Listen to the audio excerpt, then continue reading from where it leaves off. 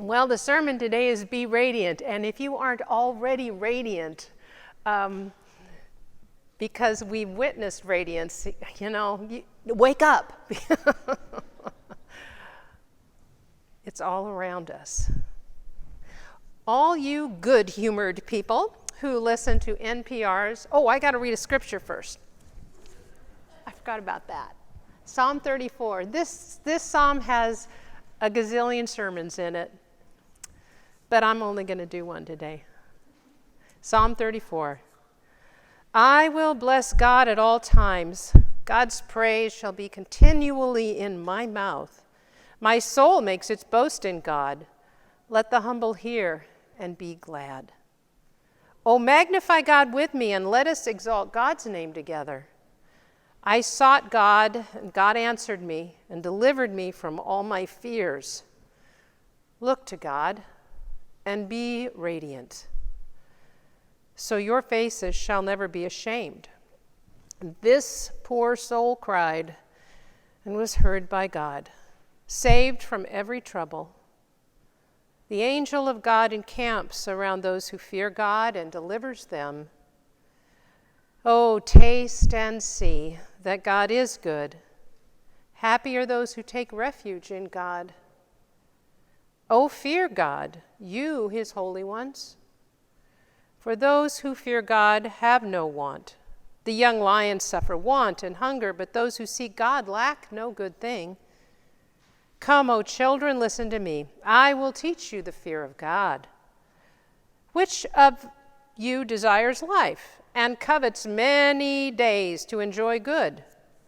Keep your tongue from evil and your lips from speaking deceit. Depart from evil and do good. Seek peace and pursue it. The eyes of God are on the righteous. God's ears are open to their cry. The face of God is against evildoers, to cut off the remembrance of them from the earth. When the righteous cry for help, God hears and rescues them from their troubles. God is near to the brokenhearted, saves the crushed in spirit.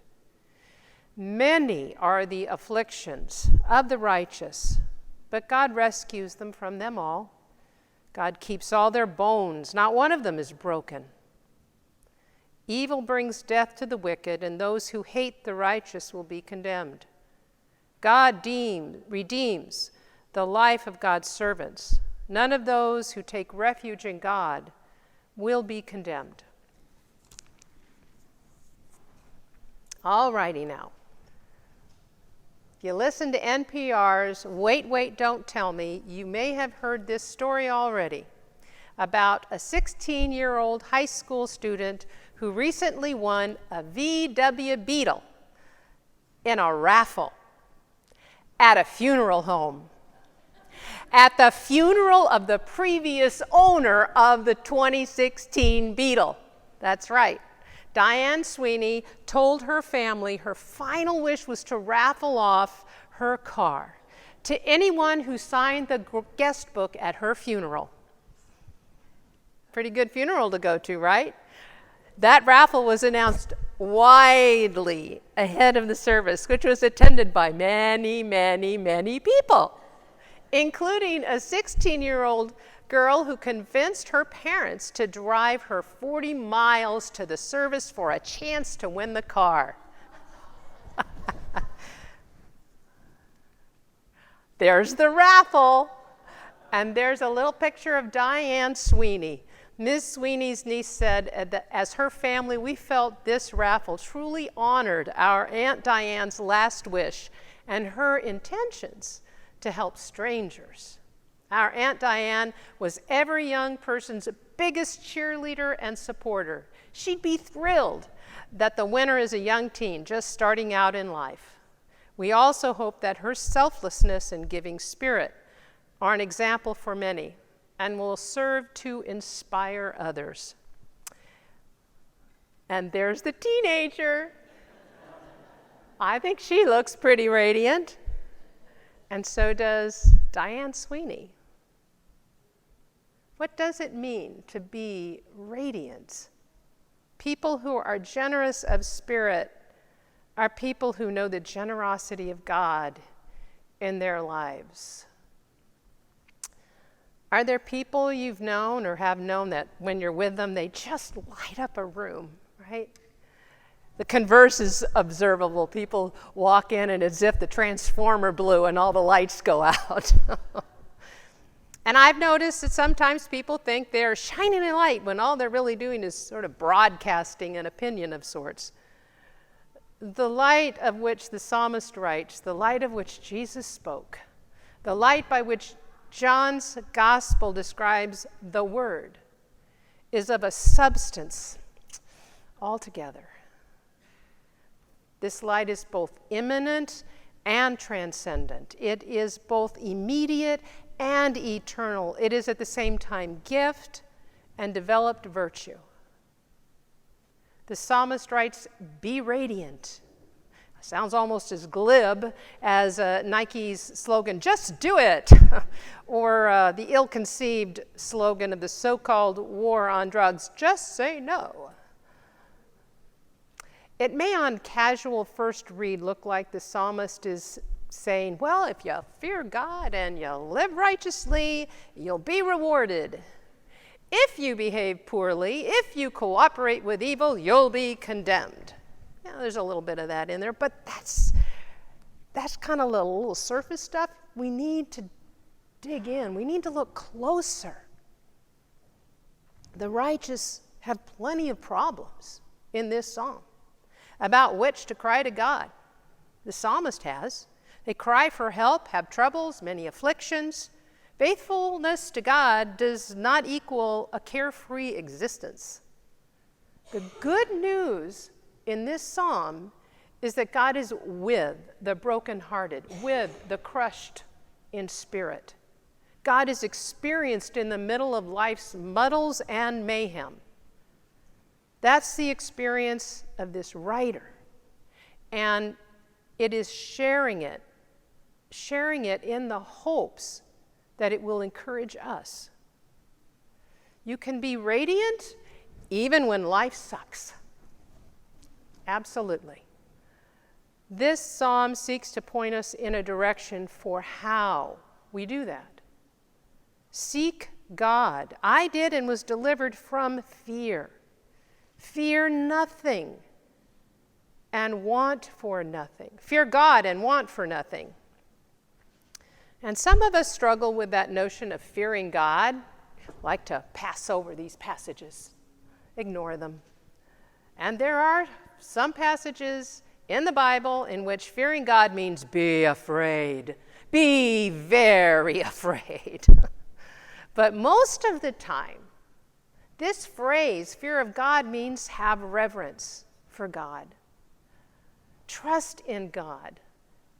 Be dependent on God.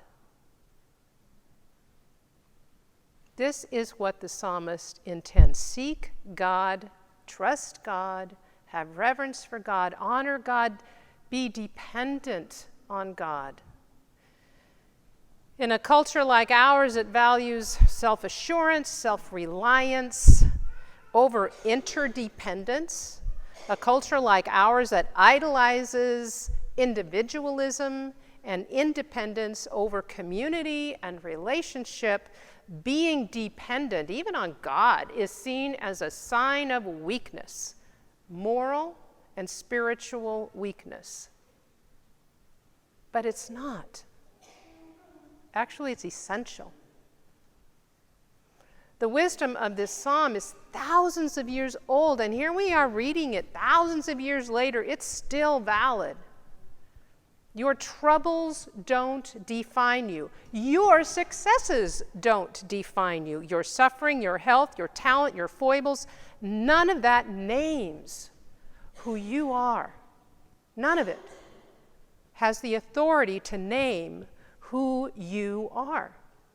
The only one that has authority to name who you are is the one whose very ground of being gives you life. Practice that. Seek God. Fear God. Be radiant. Yeah, but what if we don't feel like being radiant right now? Right? What if the encouragement to be radiant just feels like judgment for feeling whatever else we may be feeling or whatever else we may be being? Bobby McFerrin's anthem to positivity, don't worry, be happy. That can hit people like a dump truck of humiliation and shame when the light is dim. And it can even just blow out the candle. Positivity, staying positive. I've seen it used too often as a way to shame people to keep their pain hidden. And the psalmist clearly does not shy away from the pain.